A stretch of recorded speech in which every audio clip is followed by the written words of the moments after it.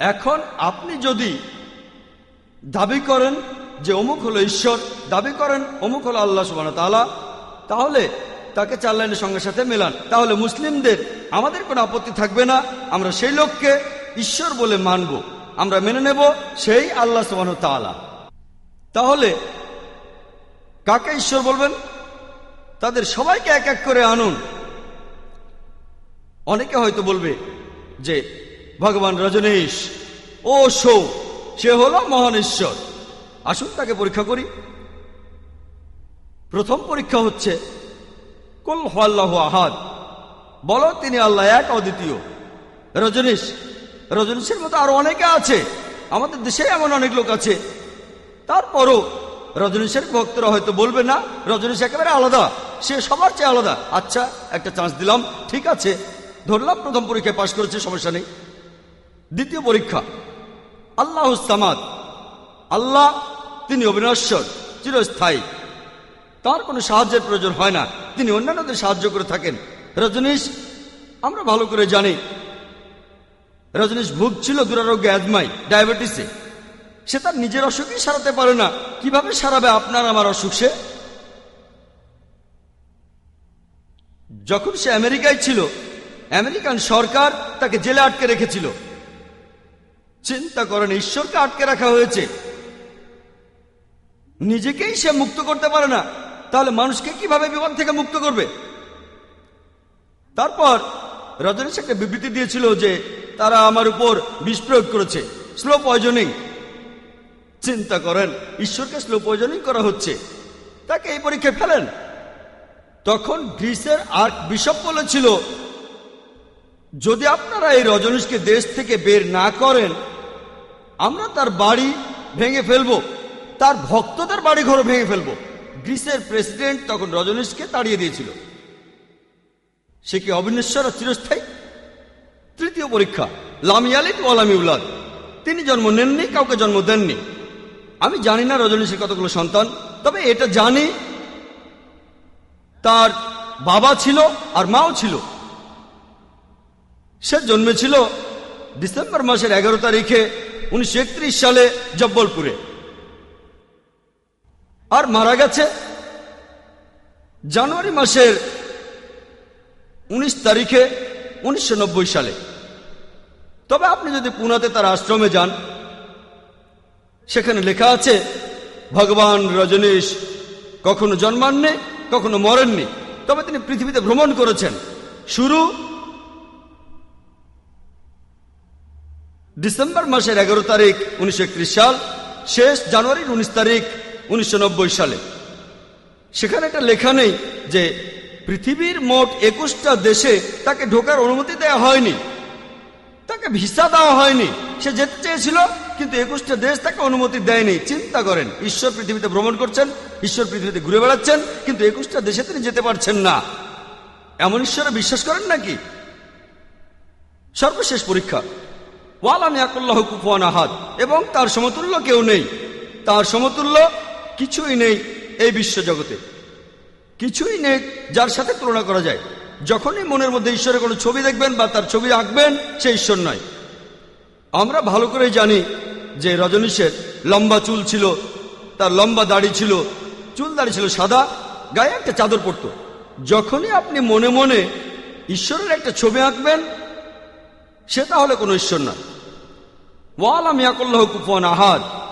যদি কেউ বলে যে মহান ঈশ্বর, ধরেন তিনি 1000 গুণ শক্তিশালী আর্নল্ড শোয়ার্জনেগারের চাইতে, তাকে আপনারা চেনেন? সে একসময় মিস্টার ইউনিভার্স ছিল, পৃথিবীর সবচেয়ে শক্তিশালী মানুষ।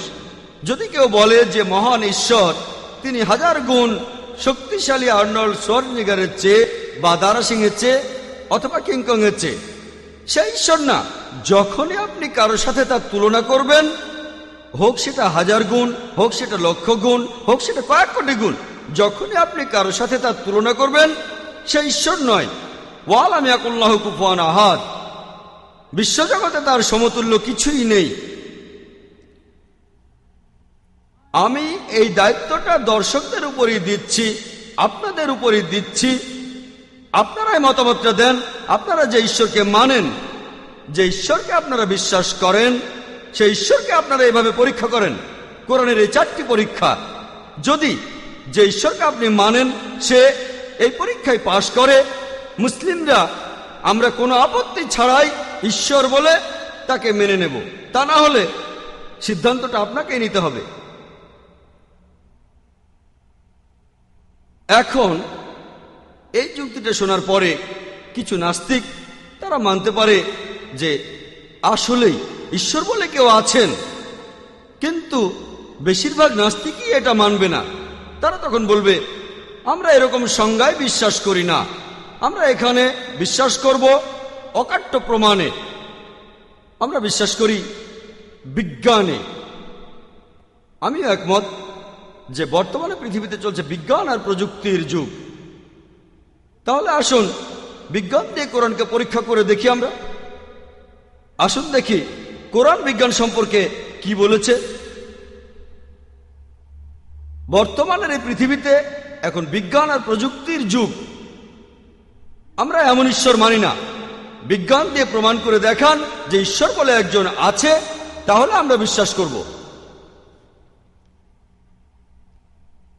আমি প্রথমেই একটা প্রশ্ন করতে চাই, এই সব নাস্তিকদের অথবা যে ঈশ্বর মানে না তাকে জিজ্ঞেস করব যে শুধুমাত্র বিজ্ঞানে বিশ্বাস করে, যে আপনি কি বলতে পারবেন কোন লোকটা আপনাকে প্রথম বলতে পারবে একটা অপরিচিত বস্তুর কার্যকলাপ সম্পর্কে? ধরেন একটা বস্তু একেবারে অপরিচিত মেশিন, যেটা পৃথিবীর কোনো মানুষ আগে কখনো দেখেনি অথবা ধরেনি। এখন এই মেশিনটা সেই নাস্তিকের সামনে আনা হলো, অথবা তার সামনে যে বিশ্বাস করে বিজ্ঞানে। এখন এই অপরিচিত বস্তুটার কার্যপ্রণালী, এটা কিভাবে কাজ করে, এ ব্যাপারে কে আপনাকে প্রথম বলতে পারবে? আমি এই প্রশ্নটা কয়েকশো নাস্তিককে করেছিলাম।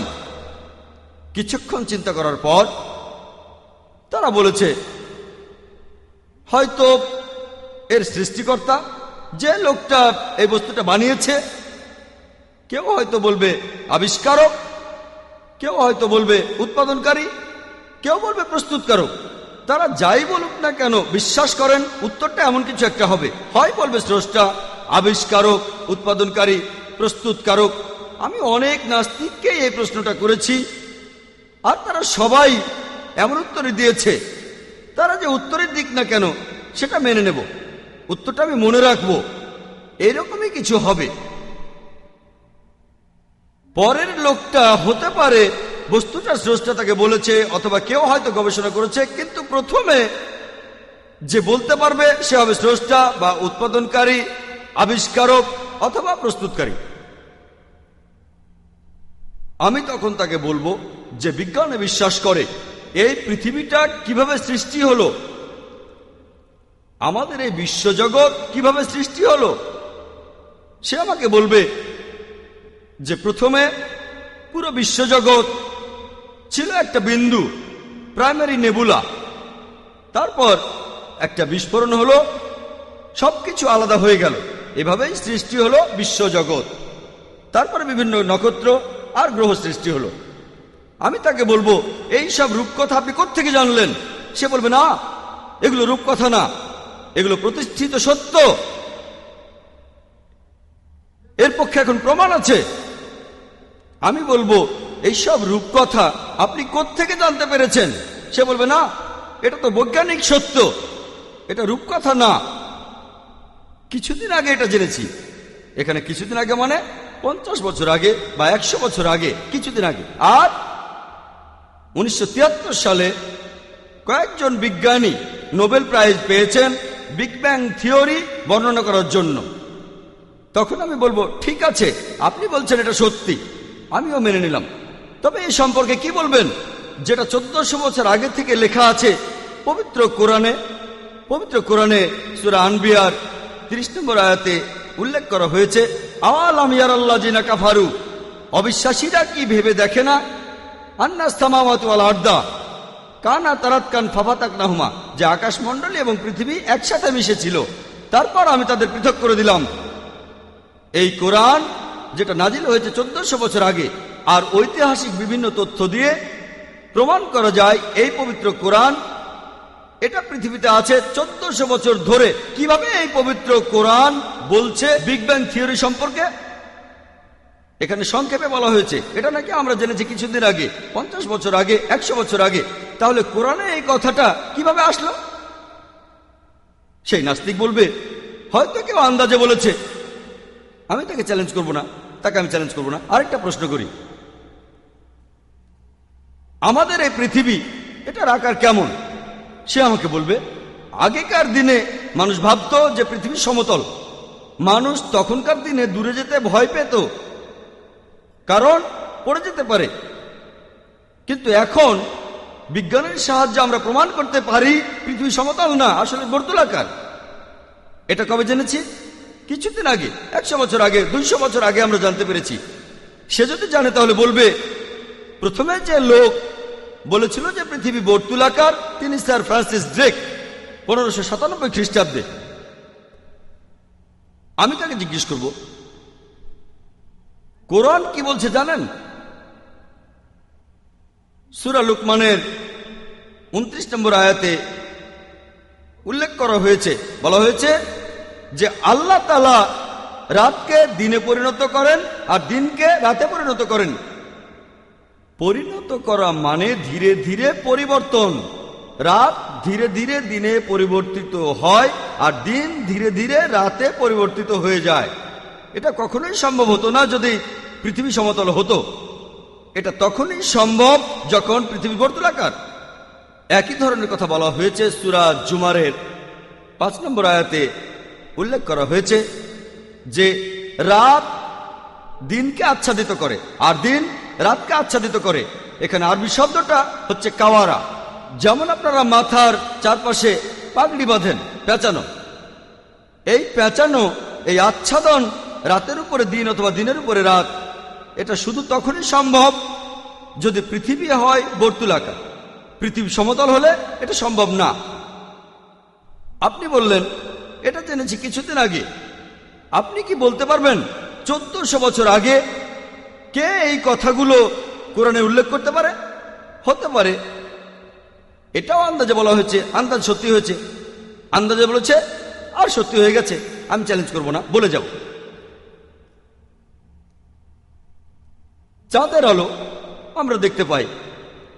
আমরা চাঁদ থেকে যে আলোটা পাই, এই আলোর উৎসটা কি? সে আমাকে বলবে আগে আমরা ভাবতাম যে চাঁদের যে আলো সেটা তার নিজস্ব আলো। তবে বিজ্ঞান উন্নত হওয়ার পর আমরা জানতে পেরেছি আমরা চাঁদের যে আলোটা দেখি সেটা তার নিজস্ব আলো নয়, এটা হচ্ছে প্রতিফলিত আলো, সূর্যের আলো। আমি তখন তাকে বলবো যে পবিত্র কোরআন বলছে, সূরা ফুরকানের 61 নম্বর আয়াতে উল্লেখ করা হয়েছে কত মহান তিনি, যিনি নবমণ্ডলের রাশিচক্র সৃষ্টি করেছেন আর স্থাপন করেছেন একটা প্রদীপ ও চাঁদ, যার আছে প্রতিফলিত আলো। এখানে চাঁদের আরবি সেটা হচ্ছে কামার। চাঁদের আলোকে বলা হয়েছে মুনির, মানে ধার করা আলো, বা নূর অর্থাৎ প্রতিফলিত আলো। পবিত্র কোরআন বলছে যে চাঁদের আলোটা প্রতিফলিত আলো। আপনি বললেন এটা জেনেছি কিছুদিন আগে। তাহলে কোরআন কিভাবে কথা বলছে 1400 বছর আগে? সে একটু থমকে যাবে, তখনই কথার উত্তর দেবে না। তারপর হয়তো বলবে হতে পারে এটাও আন্দাজে বলেছে। আমি তার সাথে তর্ক করব না, আমি তর্কের খাতিরে মেনে নেব। আমি তাকে বলবো ঠিক আছে, মানলাম, আমি কোনো তর্ক করব না। আসুন দেখি। তখন তাকে বলবো আমি যখন স্কুলে ছিলাম, আমি ক্লাস 10 পাস করেছি 1982 সালে। সেখানে পড়েছিলাম যে সূর্য স্থির আছে, চারপাশে ঘোরে কিন্তু এক জায়গায়। সে বলবে কোরআন কি একই কথা বলছে? আমি বলবো না, এটা আমি শিখেছিলাম স্কুলে। এটা কি সত্যি? সে বলবে না, এখন বিজ্ঞান উন্নত হয়েছে। কিছুদিন আগে আমরা জানতে পেরেছি যে সূর্য নিজের চারপাশে ঘোরে আর প্রদক্ষিণও করে। সূর্য স্থির নয়, সূর্য প্রদক্ষিণ করে তার কক্ষপথে। আপনি যদি সূর্যের কোনো ছবি ভালো করে দেখেন সূর্যের গায়ে কিছু কালো দাগ আছে, আর এই কালো দাগগুলো আনুমানিক 25 দিনে একটা প্রদক্ষিণ পূর্ণ করে। সূর্য একটা প্রদক্ষিণ সম্পূর্ণ করতে 25 দিন সময় নেয়। কোরআন কি বলছে সূর্য স্থির, সে হেসে ফেলবে। আমি বলবো না। পবিত্র কোরআনে সূরা আম্বিয়া 33 নম্বর আয়াতে উল্লেখ করা হয়েছে, হুয়াল্লাযী খালাকাল লাইলা ওয়ান নাহারা ওয়াশ শামসা ওয়াল কামার কুল্লুন ফি ফালাকা ইয়াসবাহুন, যে আল্লাহ তাআলা সৃষ্টি করেছেন রাত এবং দিন, চাঁদ এবং সূর্য, প্রত্যেকেই নিজ নিজ কক্ষপথে বিচরণ করে, আবর্তিত হয় ও প্রদক্ষিণ করে। এরা প্রত্যেকেই তাদের কক্ষপথে বিচরণ করে। আপনি বলেন পবিত্র কোরআনে এই বৈজ্ঞানিক কথাটা কে বলতে পারে, যেটা আমরা জেনেছি কিছুদিন আগে? সে চুপ থাকবে। অনেকক্ষণ চুপ থাকার পর সে বলবে, দেখেন আরবরা তারা জ্যোতির্বিদ্যার ব্যাপারে তখন খুবই উন্নত ছিল। হতে পারে কিছু আরব নবীজিকে বলেছে, তিনিও সেটা এখানে লিখেছেন। আমি একমত যে আরবরা তারা জ্যোতির্বিদ্যার ব্যাপারে একসময় খুবই উন্নত ছিল, কিন্তু তাকে মনে করিয়ে দেব যে সে ইতিহাসটা ভালো মতো জানে না। কোরআন নাজিল হওয়ার কয়েকশো বছর পরে আরবরা জ্যোতির্বিদ্যার ক্ষেত্রে উন্নত হয়েছিল। তাহলে এই কোরআন থেকেই সেই আরবরা জ্যোতির্বিদ্যা সম্পর্কে জেনেছে, এর উল্টোটা হয়নি। পবিত্র কোরআন এরকম অনেক বৈজ্ঞানিক কথা বলেছে। পবিত্র কোরআন আমাদের বলছে বিভিন্ন রকম প্রাণী সম্পর্কে, পানিচক্র সম্পর্কে। পবিত্র কোরআনে সূরা জুমারের 21 নম্বর আয়াতে উল্লেখ করা হয়েছে যে তুমি কি দেখো না যে আল্লাহ আকাশ হতে বাড়ি বর্ষণ করেন, আকাশ হতে, তারপর ভূমিতে নির্ঝর রূপে প্রবাহিত করেন এবং এর থেকে বিভিন্ন রঙের ফসল উৎপন্ন করেন। পবিত্র কোরআন পানিচক্র সম্পর্কে বলেছে বিস্তারিতভাবে। কোরআনের আরো অনেক আয়াতে আছে যে সমুদ্র থেকে পানি উপরে চলে যায়, তারপর মেঘ সৃষ্টি হয়, মেঘ পুঞ্জীবিত হয়, বজ্রপাত হয়, তারপর মেঘ থেকে বৃষ্টি হয়। এ কথা পবিত্র কোরআনে অনেক জায়গায় আছে। পবিত্র কোরআনে সূরা মুমিনুনের 18 নম্বর আয়াতে উল্লেখ করা হয়েছে, পবিত্র কোরআনে সূরা রুমের 24 নম্বর আয়াতে উল্লেখ করা হয়েছে, পবিত্র কোরআনে সূরা নূরের 43 নম্বর আয়াতে উল্লেখ করা হয়েছে। এছাড়াও সূরা রুমের 48 নম্বর আয়াতে উল্লেখ করা হয়েছে। অনেক জায়গায় পবিত্র কোরআন এই ব্যাপারে বলেছে। এই পানিচক্র এটা আবিষ্কার করেছিলেন বার্নার্ড প্যালিসি 1580 সালে। 1580 সালে আমরা পানিচক্র সম্পর্কে প্রথম জানতে পারি। 1400 বছর আগে এ কথাটা কে বলতে পারে?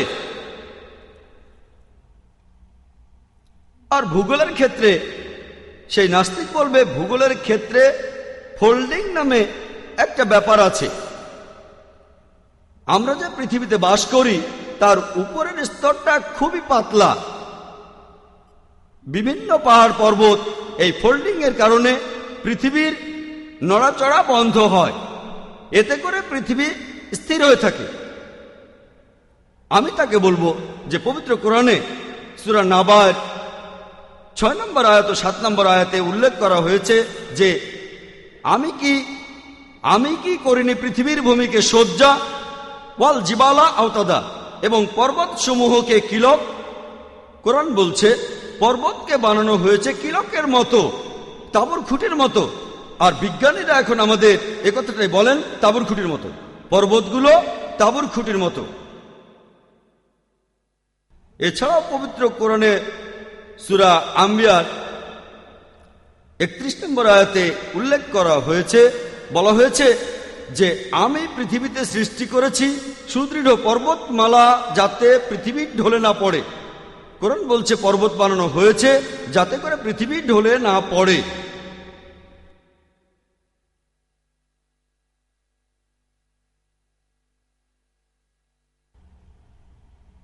এরপর পানি নিয়ে বললে সেই নাস্তিক বলবে যদিও লোনা পানি আর মিষ্টি পানি একত্রিত হয় তারা কখনো মেশে না, তারা আলাদা থাকে। আমি তখন তাকে কোরআনের একটা আয়াত বলবো। সূরা ফুরকানের 53 নম্বর আয়াতে উল্লেখ করা হয়েছে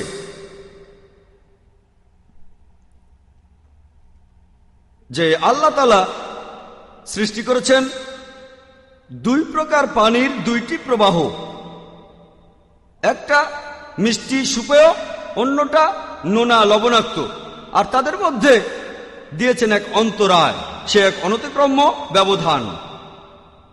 এছাড়া পবিত্র কোরআনে সূরা রহমানের 19-20 নম্বর আয়াতে উল্লেখ করা হয়েছে যে তিনি প্রবাহিত করেন দুই দরিয়া, তাদের মধ্যে রয়েছে অন্তরাল যেটা তারা অতিক্রম করতে পারে না।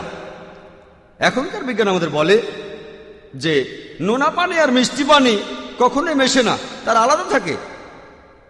সেই নাস্তিক তখন বলবে হয়তো কোনো আরব পানিতে নেমে এটা দেখতে পেয়েছিল, তারপর কোরআনে লেখা হয়েছে। তারা বুঝতে পারে না যে এই ব্যবধানটা দেখা যায় না। কোরআন বলছে বারজাক, অদৃশ্য অন্তরাল।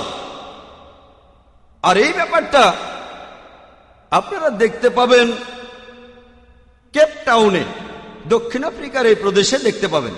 এমনকি মিশরেও যখন নীল নদের পানি ভূমধ্যসাগরে যায়, সবচেয়ে ভালো দৃষ্টান্ত হচ্ছে উপসাগরীয় স্রোত, যেটা প্রায় 1000 মাইল ধরে চলেছে। দুই রকম পানি আছে, কিন্তু তারা মেশে না।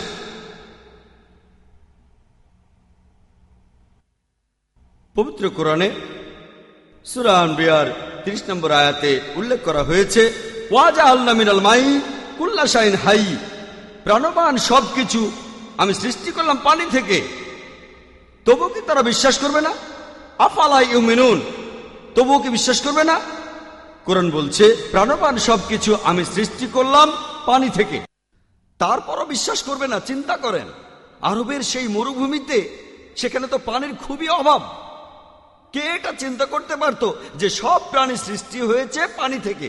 যদি তারা চিন্তা করত, তাহলে পানি ছাড়া সবকিছুর কথাই চিন্তা করত।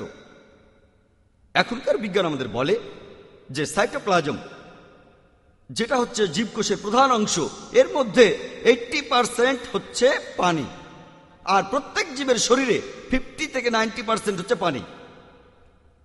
কোরআনে এই কথাগুলো কেউ উল্লেখ করতে পারে 1400 বছর আগে, তখন সে নাস্তিক চুপ হয়ে যাবে, কোনো উত্তর দিতে পারবে না। অঙ্কের মধ্যে একটা থিওরি আছে যার নাম হচ্ছে থিওরি অফ প্রবাবিলিটি। মনে করেন কোনো একটা জায়গায় দুটো অপশন আছে, আর অপশন দুটোর মধ্যে একটা ঠিক আর একটা ভুল। সেখানে আপনি আন্দাজে একটা বেছে নেবেন, আর সেটাই সঠিক হবে, তার সম্ভাবনা 2/1 সম্ভাবনা 50%। যেমন ধরেন একটা পয়সা টস করলাম, কোন পাশ পড়বে সেটা বলতে পারার সম্ভাবনা হচ্ছে 2/1 বা 50%। যদি পয়সাটা আরো একবার টস করি, তাহলে দ্বিতীয়বার ঠিকভাবে বলবো, তার সম্ভাবনা হচ্ছে 2/1 অর্থাৎ 50%। তাহলে আমি দুবারই সঠিক উত্তর দিতে পারবো, তার সম্ভাবনা হচ্ছে 2/1 গুণ 2/1 4/1 বা 50%-এর 50% অর্থাৎ 25%। যদি একটা ছক্কা ফেলি, সেখানে 6টা দিক আছে, 1 2 3 4 5 6, তাহলে আগে থেকে একটা নাম্বার বলবো আর সেটাই সঠিক হবে, তার সম্ভাবনা 6/1। এই 3বারই সঠিক উত্তর দিতে পারবো, তার সম্ভাবনা প্রথমে পয়সা, তারপরে পয়সা, আর তারপরে ছক্কা। এই 3বারই সঠিক উত্তর দেব, তার সম্ভাবনা হচ্ছে 2/1 গুণ 2/1 গুণ 6/1 অর্থাৎ 24/1। এবার কোরআনকে প্রবাবিলিটি থিওরি দিয়ে পরীক্ষা করি। ধরেন আমি তর্কের খাতিরে মেনে নিলাম এগুলো কেউ আন্দাজে লিখেছে। পবিত্র কোরআনে এরকম সব কথা হয়তো কেউ আন্দাজেই বলেছে। এবারে কোরআনকে প্রবাবিলিটি থিওরি দিয়ে পরীক্ষা করি। কোরআন বলছে যে পৃথিবী বর্তুলাকার। একজন মানুষ পৃথিবীর ব্যাপারে কি কি আকার আন্দাজ করতে পারে? কেউ বলতে পারে এটা সমতল, কেউ বলতে পারে ত্রিভুজ, কেউ বলতে পারে চতুর্ভুজ, হয়তো কেউ বলবে পৃথিবী পঞ্চভুজ, আবার কেউ বলবে ষড়ভুজ, কেউ বলতে পারে সপ্তভুজ, কেউ বলতে পারে অষ্টভুজ, কেউ বলবে বর্তুলাকার। ধরেন আমরা এখানে পৃথিবীর 30টি আকার আন্দাজ করতে পারি। কেউ এখানে আন্দাজে সঠিকটা বলে দেবে, তার সম্ভাবনা 30 ভাগের 1 ভাগ। এরপর চাঁদের আলো হতে পারে নিজস্ব আলো বা প্রতিফলিত আলো হতে পারে। কেউ এখানে আন্দাজে সঠিকটা বলতে পারবে, তার সম্ভাবনা 2 ভাগের 1 ভাগ। এখন সে দুটোই সঠিক বলবে যে পৃথিবী বর্তুলাকার আর চাঁদের আলো প্রতিফলিত আলো, তার সম্ভাবনা হচ্ছে 30 ভাগের 1 ভাগ গুণ 2 ভাগের 1 ভাগ সমান 60 ভাগের 1 ভাগ। আরবের সে মরুভূমিতে মানুষ কি দিয়ে তৈরি সে ব্যাপারে একজন কি আন্দাজ করতে পারে? প্রাণী আর উদ্ভিদ কি দিয়ে তৈরি, এখানে অপশনগুলো কি? কোন কোন জিনিসের কথা ভাবতে পারেন যে জীবজন্তু এটা দিয়ে তৈরি? মরুভূমির মানুষ ভাবতে পারে বালি দিয়ে তৈরি, কাঠ দিয়ে তৈরি, বা অ্যালুমিনিয়াম দিয়ে তৈরি, লোহা দিয়ে, তামা দিয়ে, মাটি দিয়ে, পানি দিয়ে, হাইড্রোজেন দিয়ে, অক্সিজেন দিয়ে, এরকম অন্ততপক্ষে 1000টা জিনিস ভাবা যায়। এছাড়াও আরবের মরুভূমিতে তখন পানি পাওয়া খুবই কঠিন, কিন্তু কোরআন বলছে জীবজগতের সবকিছুই পানি দিয়ে তৈরি। সূরা আনবিয়া 30 নম্বর আয়াতে উল্লেখ করা হয়েছে। এছাড়া পবিত্র কোরআনের সূরা নূরের 45 নম্বর আয়াতে উল্লেখ করা হয়েছে প্রাণবান সমস্ত কিছু পানি থেকে তৈরি। সূরা ফুরকানের 54 নম্বর আয়াতে উল্লেখ করা হয়েছে তিনি মানুষকে সৃষ্টি করেছেন পানি থেকে। এখানে আন্দাজে বলে সঠিক হওয়ার সম্ভাবনা হচ্ছে 1000 ভাগের 1 ভাগ। এখন কেউ আন্দাজে এই তিনটাই সঠিক বলতে পারবে, তার সম্ভাবনা যে পৃথিবী বর্তুলাকার, চাঁদের আলো আসলে প্রতিফলিত আলো, আর জীবজগতের সবকিছু পানি থেকে তৈরি, সেটা হবে 30 ভাগের 1 ভাগ গুণ 2 ভাগের 1 ভাগ গুণ 1000 ভাগের 1 ভাগ, অর্থাৎ 60,000 ভাগের 1 ভাগ, অর্থাৎ 0.0017%। এখন আমি দর্শক শ্রোতাদের উদ্দেশ্যে বলছি, আপনারাই বিচার করেন, যদি কোরআনকে প্রবাবিলিটি থিওরি দিয়ে পরীক্ষা করেন, কোরআনে এরকম কয়েকশো কথা আছে যেগুলো তখনকার মানুষ জানতো না। যদি কেউ আন্দাজে বলে তাহলে তার সবগুলো সঠিক হবে, তার সম্ভাবনা শূন্যের খুব কাছাকাছি, আর প্রবাবিলিটি থিওরি অনুযায়ী সেটা হবে 0।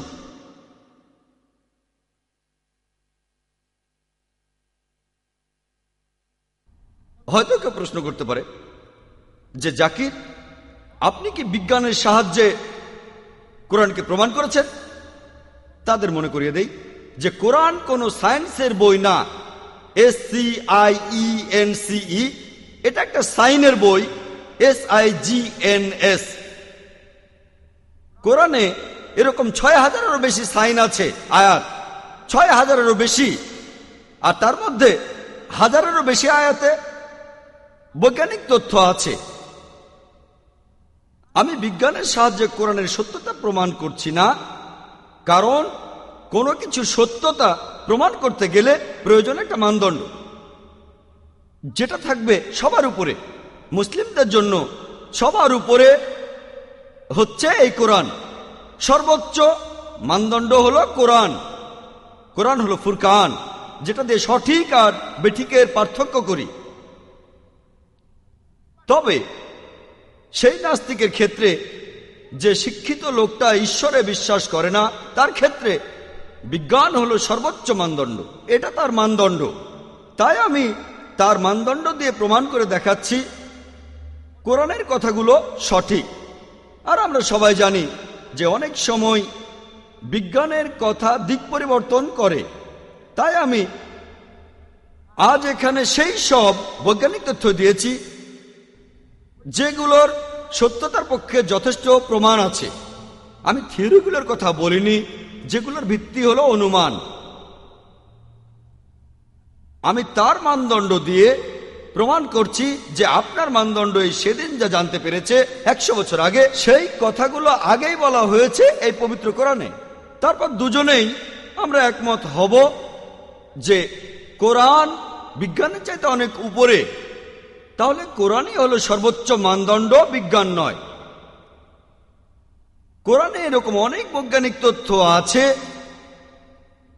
পবিত্র কোরআনে সূরা তাহার 53 নম্বর আয়াতে উল্লেখ করা হয়েছে যে উদ্ভিদ তাদেরকেও জোড়ায় তৈরি করা হয়েছে, বিজ্ঞান জেনেছে কিছুদিন আগে। পবিত্র কোরআনে সূরা রদের 3 নম্বর আয়াতে উল্লেখ করা হয়েছে তিনি ফল সৃষ্টি করেছেন জোড়ায় জোড়ায়। তারপর প্রাণীবিজ্ঞানের ক্ষেত্রে পবিত্র কোরআনে সূরা আনামের 38 নম্বর আয়াতে উল্লেখ করা হয়েছে যে জীবজন্তু আর পাখিরা সম্প্রদায়ের ভেতর বাস করে, যেটা বিজ্ঞান আবিষ্কার করেছে কিছুদিন আগে। পবিত্র কোরআনে সূরা নাহলের 68 ও 69 নম্বর আয়াতে উল্লেখ করা হয়েছে যে স্ত্রী মৌমাছি বাইরে গিয়ে মধু সংগ্রহ করে, পুরুষ মৌমাছি এটা করে না, বিজ্ঞান এটা জেনেছে কিছুদিন আগে। মৌমাছিরা কোনো নতুন বাগানে যাওয়ার জন্য যে পথটা সেটা চিনতে পারে তাদের ডানার শব্দ শুনে, একথাও কোরআনে বলা হয়েছে, বিজ্ঞান জেনেছে কিছুদিন আগে। পবিত্র কোরআনে সূরা আনকাবুতের 41 নম্বর আয়াতে উল্লেখ করা হয়েছে যে মাকড়সা যে ঘর বানায় সেটা খুবই দুর্বল। কোরআনে মাকড়সার জালের এই বর্ণনা দেয়া ছাড়াও এখানে আরো বলা হয়েছে মাকড়সাদের সম্পর্কের কথা, পারিবারিক জীবন, যেখানে প্রায় দেখা যায় যে স্ত্রী মাকড়সা পুরুষ মাকড়সাকে মেরে ফেলে। পবিত্র কোরআনে সূরা নামলের 17 ও 18 নম্বর আয়াতে উল্লেখ করা হয়েছে যে পিঁপড়ারা একে অন্যের সাথে কথা বলছে। হয়তো ভাববেন এটা তো রূপকথার বই, কি পিঁপড়া একে অন্যের সাথে কথা বলছে? আজকে বিজ্ঞান আমাদের বলছে মানুষের সাথে যে প্রাণীটার জীবনযাত্রা আর আচার ব্যবহারে সবচেয়ে বেশি মিল আছে সেটা হচ্ছে পিঁপড়া। এরা মৃত পিঁপড়া কবর দেয়, তাদের যোগাযোগের ব্যবস্থাটাও খুবই উন্নত, বাজার করার জায়গাও আছে। কোরআন মেডিসিন নিয়েও কথা বলেছে। পবিত্র কোরআনে সূরা নাহলের 68 ও 69 নম্বর আয়াতে উল্লেখ করা হয়েছে যে তোমরা মধু পাও মৌমাছির উদর হতে, এটা বিজ্ঞান জেনেছে সেদিন।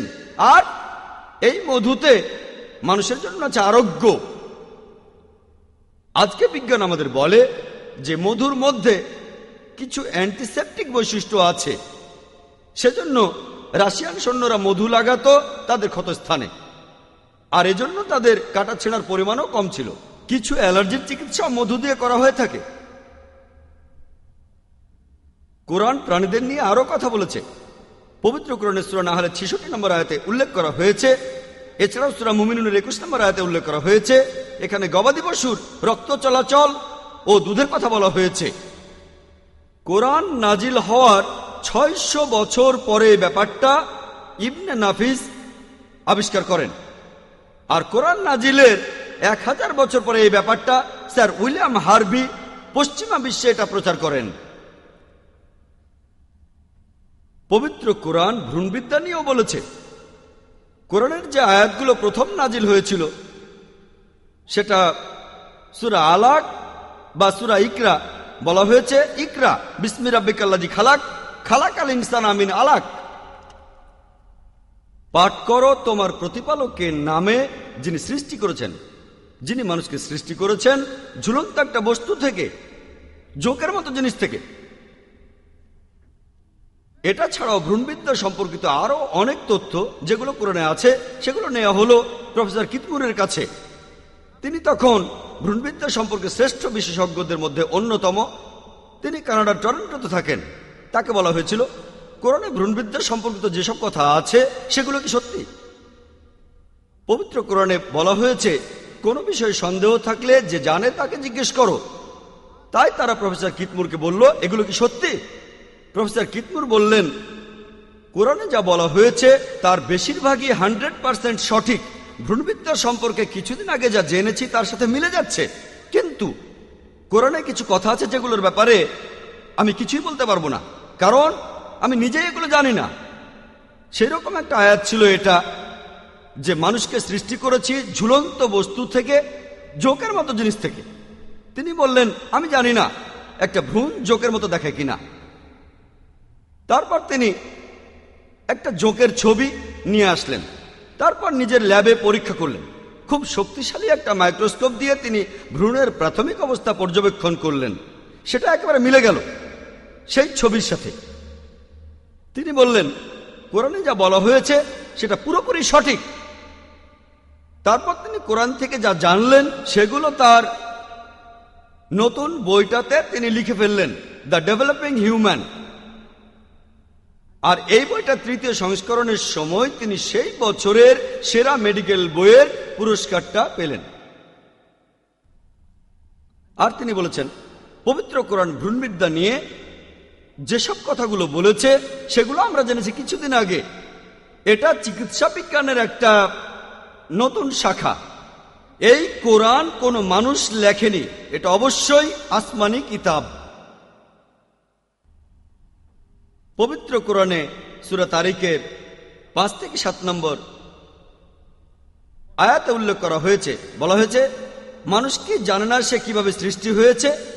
সে সৃষ্টি হয়েছে স্খলিত পানি থেকে, যা নির্গত হয় মেরুদণ্ড ও পাঁজরের হাড় থেকে।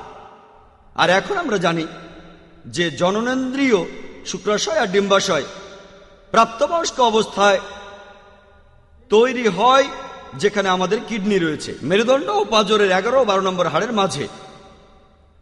পবিত্র কোরআনে সূরা নাজমের 45 ও 46 নম্বর আয়াতে উল্লেখ করা হয়েছে। এছাড়াও সূরা কিয়ামার 37 থেকে 39 নম্বর আয়াতে উল্লেখ করা হয়েছে, বলা হয়েছে, পুরুষের শুক্র নির্ধারণ করে যে সন্তানের লিঙ্গ কি হবে, যেটা বিজ্ঞান জেনেছে সেদিন। পবিত্র কোরআন বলছে যে ভ্রূণ ঢাকা থাকে, ভ্রূণ আবৃত থাকে 3টি অন্ধকার পর্দায়, সেটাও জেনেছি কিছুদিন আগে। পবিত্র কোরআনে মানব ভ্রূণের বিভিন্ন স্তর বিস্তারিতভাবে বলা হয়েছে। সূরা মুমিনুনের 12 থেকে 14 নম্বর আয়াতে উল্লেখ করা হয়েছে। এছাড়াও সূরা হাজের 5 নম্বর আয়াতে উল্লেখ করা হয়েছে, বলা হয়েছে যে মানুষ জাতি সৃষ্টি হয়েছে খুব সামান্য তরল পদার্থ থেকে, যে বস্তুটা ঝুলে থাকে, জোকের মতো জিনিস, তারপর যেটা পরিণত হয় মুদগায়, চিবানো গোস্তের মতো বস্তু, সেটা তারপর হয় ইজামান অর্থাৎ হাড়, সেটা ঢেকে যায় লাহেম দিয়ে অর্থাৎ মাংস। পবিত্র কোরআনে ভ্রূণবিদ্যার এই স্তরগুলি বিস্তারিত বলা হয়েছে। এরপর পবিত্র কোরআনে সূরা সাজদার 9 নম্বর আয়াতে উল্লেখ করা হয়েছে। এছাড়াও সূরা ইনসানের 2 নম্বর আয়াতে উল্লেখ করা হয়েছে যে আল্লাহ তাআলা মানুষকে দিয়েছেন শ্রবণ শক্তি আর দৃষ্টি। আর এখনকার চিকিৎসা বিজ্ঞান আমাদের বলে যে শ্রবণ শক্তি আগে আসে। ভ্রূণের শ্রবণ শক্তি পুরোপুরি গঠিত হয় গর্ভে থাকার 5 মাসে, তারপর তার চোখ খুলে যায় গর্ভে থাকার 7 মাসের মধ্যে। এছাড়াও পবিত্র কোরআনে সূরা কিয়ামার 3 ও 4 নম্বর আয়াতে উল্লেখ করা হয়েছে, যখন এই প্রশ্ন করা হয়েছিল যে আল্লাহ কিভাবে কিয়ামতের দিনে সব মানুষের হাড়গোড়কে একত্রিত করবেন, আল্লাহ বলছেন, আমি শুধুমাত্র তোমাদের অস্থি সমূহই একত্রিত করব না, আমি নতুন করে সাজাবো তোমাদের আঙ্গুলের অগ্রভাগও। কোরআন বলছে আল্লাহ তাআলা আপনার আঙ্গুলের অগ্রভাগও নতুন করে সাজাবেন। একথার মানে কি? 1980 সালে স্যার ফোর্ডস আঙ্গুলের ছাপ নেওয়ার পদ্ধতি বর্ণনা করেন। এখন আমরা আঙ্গুলের ছাপ দিয়ে লোকজন শনাক্ত করি। 2 জনের আঙ্গুলের ছাপ কোটি মানুষের ভেতরেও একরকম হবে না।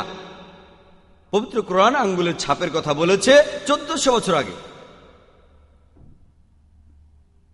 বিজ্ঞান নিয়ে আরো অনেক কথা আছে। যদি আপনারা জানতে চান বিস্তারিতভাবে যে পবিত্র কোরআনে কি কি বৈজ্ঞানিক তথ্য আছে, তাহলে আপনারা দেখতে পারেন আমার video cassette Quran and modern science, conflict or conciliation, যেটা আপনারা বাইরে কিনতে পারবেন। আমি এরকম আর একটা বৈজ্ঞানিক তথ্য নিয়ে বলছি। চিকিৎসা বিজ্ঞানের এক বিশেষজ্ঞ থাইল্যান্ডের, নাম প্রফেসর তাগাদা শান, তিনি পেন রিসেপ্টর নিয়ে অনেক গবেষণা করেছিলেন। আগে চিকিৎসা বিজ্ঞান ভাবতো শুধু ব্রেনই দায়ী এ ব্যাপারে, ব্রেনের কারণে আমরা ব্যথা অনুভব করি। তবে কিছুদিন আগে আমরা জানতে পেরেছি যে আমাদের ত্বকে পেইন রিসেপ্টর থাকে, এজন্য ব্যথা অনুভব করি। পবিত্র কোরআনে সূরা নিসার 54 থেকে 56 নম্বর আয়াতে উল্লেখ করা হয়েছে, যারা আমার আয়াতকে প্রত্যাখ্যান করবে তারা জাহান্নামের আগুনে দগ্ধ হবে, আর যখনই তাদের চামড়া পুড়ে যাবে তখন সেখানে নতুন চামড়া সৃষ্টি করব, যাতে করে তারা যন্ত্রণা অনুভব করে। পরোক্ষভাবে কোরআন এখানে বলছে চামড়াতে কিছু একটা আছে, সেজন্য আমরা ব্যথা অনুভব করি। এখানে পেন রিসেপ্টর সম্পর্কে ধারণা দেয়া হচ্ছে। প্রথমে প্রফেসর তাগাদারসন বিশ্বাস করতে পারেননি, তারপর তিনি বুঝতে পারলেন এখানে বলা হয়েছে এই পেন রিসেপ্টর সম্পর্কে 1400 বছর আগে। তিনি ইসলাম গ্রহণ করলেন কায়রোর এক মেডিকেল কনফারেন্সে আর বললেন, লা ইলাহা ইল্লাল্লাহ মুহাম্মাদুর রাসূলুল্লাহ, আল্লাহ ছাড়া কোনো উপাস্য নেই, আর মুহাম্মদ সাল্লাল্লাহু আলাইহি সাল্লাম হলেন আল্লাহর রাসূল। এখন সেই নাস্তিকের কাছে আমার প্রশ্ন, পবিত্র কোরআনে কে এই বৈজ্ঞানিক তথ্যগুলো দিতে পারে? সেই নাস্তিক তখন একটাই উত্তর দিতে পারে, যে উত্তরটা সে আমাকে আগেই দিয়েছিল। কে আপনাকে একটা অজানা বস্তুর কার্যপ্রণালী বলতে পারবে? তিনি সৃষ্টিকর্তা, অথবা আবিষ্কারক, অথবা প্রস্তুতকারক, অথবা উৎপাদনকারী। একইভাবে পবিত্র কোরআনে যে এই কথাগুলো উল্লেখ করতে পারে, তিনি প্রস্তুতকারী বা উৎপাদনকারী অথবা স্রষ্টা এই বিশ্ব জগতে। এই স্রষ্টাকে আমরা ইংরেজি ভাষায় বলে থাকি গড, আরো সঠিকভাবে আমরা আরবিতে বলি আল্লাহ।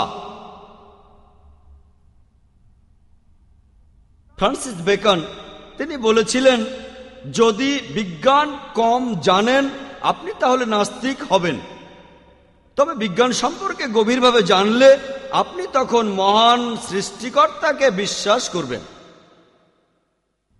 আর এই জন্যই বিজ্ঞানীরা ঈশ্বরের বিভিন্ন ধারণাগুলোকে বাদ দিচ্ছেন, কিন্তু তারা ঈশ্বরকে বাদ দিচ্ছেন না।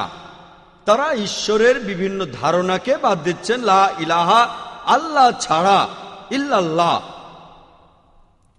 আমার লেকচার শেষ করার আগে আমি পবিত্র কোরআনের একটি আয়াতের উদ্ধৃতি দিচ্ছি, যেটা শুরুতে বলেছিলাম। সূরা ফুসিলাতের 53 নম্বর আয়াতে উল্লেখ করা হয়েছে যে, সানুরিহিম আয়াতিনা ফিল আফাকি ওয়া ফি আনফুসিহিম হাত্তা ইয়াতাবায়ানা লাহুম আন্নাহুল হক ওয়া লাম ইয়াকফি বিরাব্বিকা আন্নাহু আলা কুল্লি শাইইন শাহীদ।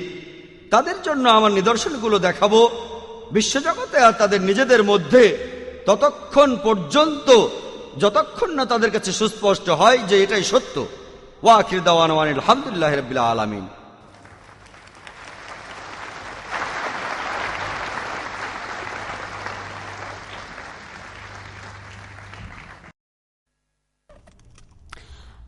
আমি সরলা রামচন্দ্রন। আপনার কাছে আমার প্রশ্নটা হলো, মুসলিমরা ঈশ্বরকে আল্লাহ বলে ডাকে কেন?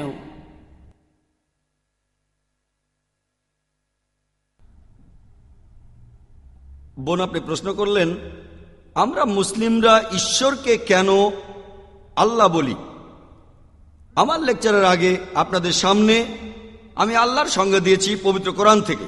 পবিত্র কোরআনের সূরা ইখলাসে বলা হয়েছে, কুল হুয়াল্লাহু আহাদ, বলো তিনি আল্লাহ এক, অদ্বিতীয়। আল্লাহুস সামাদ, আল্লাহ বিনশ্বর, চিরস্থায়ী। লাম ইয়ালিদ ওয়া লাম ইউলাদ, তিনি জন্ম দেননি, জন্ম নেননি। ওয়া লাম ইয়াকুল লাহু কুফুয়ান আহাদ, এই বিশ্ব জগতে আল্লাহর সমতুল্য আর কিছুই নেই। তবে কোরআনে ছাড়াও বলছে, সূরা ইসরার 110 নম্বর আয়াতে উল্লেখ করা হয়েছে, বলা হয়েছে, কুলিদুল্লাহ আবদুর রহমান আইয়ামা তাদউ ফালাহুল আসমাউল হুসনা, তাকে তোমরা আল্লাহ বলে ডাকো বা রহমান, তোমরা তাকে যে নামেই ডাকো না কেন, সব সুন্দর নামগুলো তো তাঁরই। একই কথা যে সব সুন্দর নামগুলো আল্লাহ তাআলার, এটা কোরআনে সূরা আরাফের 180 নম্বর আয়াতে উল্লেখ করা হয়েছে, সূরা হাশরের 24 নম্বর আয়াতে উল্লেখ করা হয়েছে, এছাড়াও সূরা তাহা 8 নম্বর আয়াতে উল্লেখ করা হয়েছে। বলা হয়েছে যে সব সুন্দর নামগুলো আল্লাহ তাআলার, তবে এই সব নামে আপনাদের মনে কোনো ছবি ভেসে উঠবে না, নামটা হবে একটা সুন্দর নাম। আমরা মুসলিমরা কেন সর্বশক্তিমান ঈশ্বরকে গড না বলে আল্লাহ বলে সম্বোধন করি, কারণ আরবি শব্দ আল্লাহ একটা বিশুদ্ধ শব্দ। ইংরেজি শব্দ গড, এটাকে বিকৃত করা যায়। যদি গডের সাথে এস জুড়ে দেন সেটা হবে গডস, গডের বহু বচন। আল্লাহর সাথে এস জুড়তে পারবেন না, আল্লাহর কোনো বহু বচন নেই। আল্লাহ শুধু একজন, কুল হুয়াল্লাহু আহাদ, বলো তিনি আল্লাহ এক অদ্বিতীয়। যদি গডের সাথে DESS যোগ করেন সেটা হবে গডেস, একজন মহিলা ঈশ্বর। মহিলা আল্লাহ বলে কিছু নেই, বা পুরুষ আল্লাহ। আল্লাহ তার কোনো লিঙ্গ নেই। বড় হাতের জি দিয়ে গড লিখলে সেটাই সত্যিকারের গড, ছোট হাতের জি দিয়ে গড লিখলে সেটা মিথ্যে গড। আল্লাহ কেবলমাত্র একজনই ইসলামে, কোনো নকল আল্লাহ নেই, একজন সত্যি আল্লাহ। যদি গডের সাথে ফাদার যোগ করেন সেটা হবে গডফাদার, সে আমার গডফাদার, সে আমার অভিভাবক। আল্লাহর সাথে আব্বা লাগাতে পারবেন না, বা ফাদার লাগাতে পারবেন না। আল্লাহ আব্বা বা আল্লাহ ফাদার বলে কিছু নেই ইসলামে।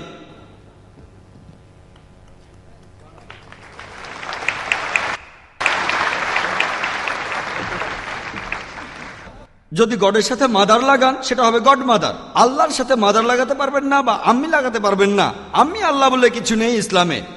যদি আপনি গড শব্দটার আগে টিন বসান সেটা হবে টিন গড, নকল ঈশ্বর। ইসলাম ধর্মে তিন আল্লাহ বলে কিছু নেই। আল্লাহ বিশুদ্ধ, একেবারে আলাদা।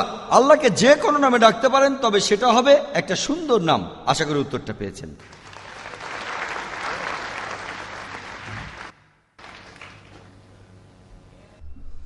আসসালামু আলাইকুম, আমার নাম তাজিম দবির।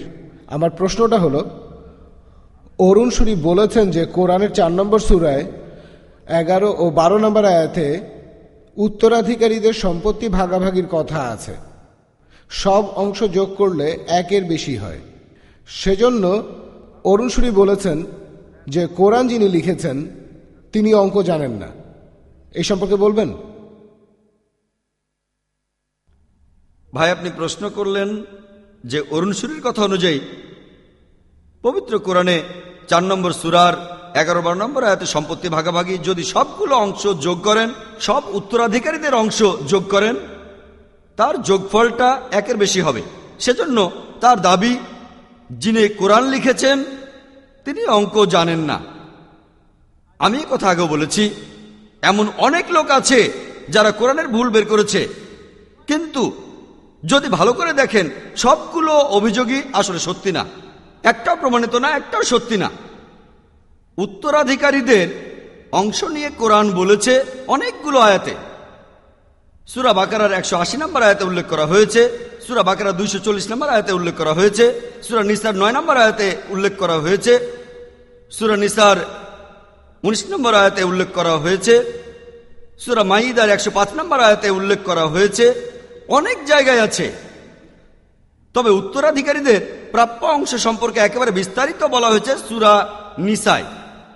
সূরা নিসার 11-12 নম্বর আয়াতে উল্লেখ করা হয়েছে। এছাড়াও সূরা নিসার 176 নম্বর আয়াতে উল্লেখ করা হয়েছে।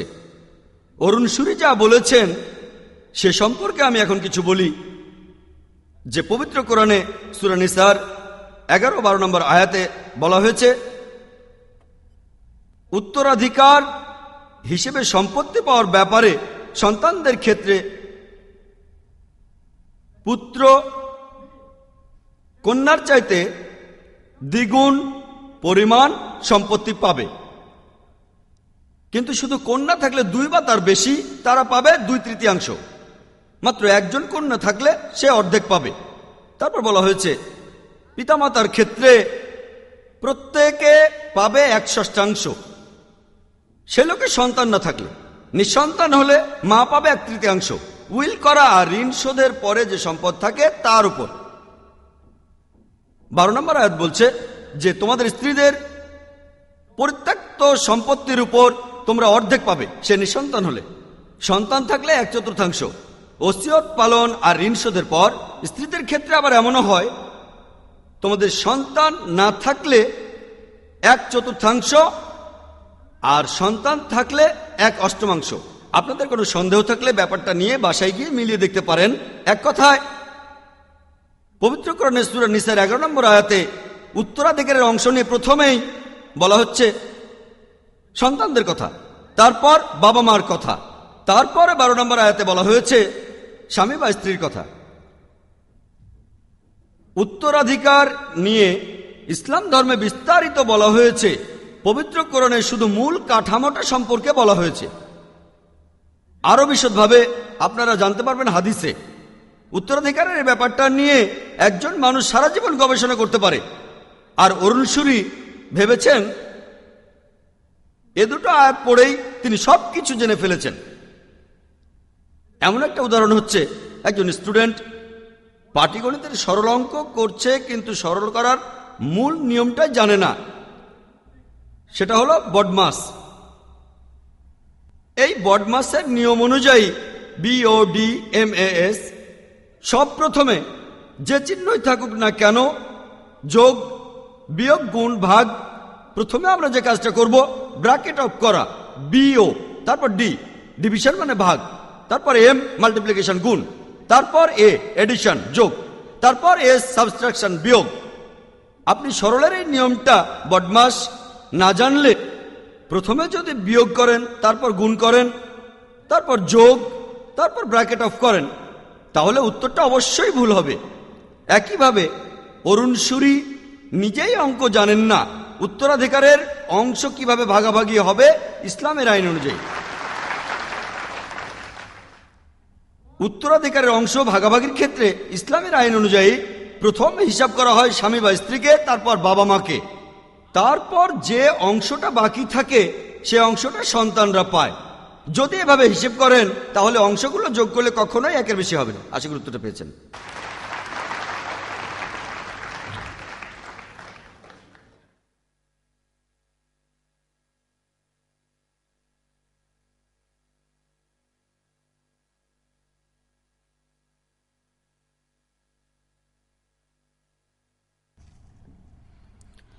আমার নাম ফৌজিয়া সৈয়দ। আমি এনসিসির ইন্সপেক্টর। আমি আগে খ্রিস্টান ছিলাম, 1980 সালে ইসলাম গ্রহণ করি। আমার বাবা মাকে কিভাবে বোঝাবো যারা এখনো খ্রিস্টান যে নবীজি মোহাম্মদ সাল্লাল্লাহু আলাইহি ওয়াসাল্লাম বাইবেল থেকে নকল করে পবিত্র কোরআন লেখেননি? বোন একটা প্রশ্ন করলেন যে তিনি গ্রহণ করেছেন ইসলাম, তিনি ইসলাম ধর্ম গ্রহণ করেছেন, আগে তিনি খ্রিস্টান ছিলেন। আমি আপনাকে অভিনন্দন জানাই। 3 বার, একবার না। নাস্তিককে একবার জানিয়েছিলাম,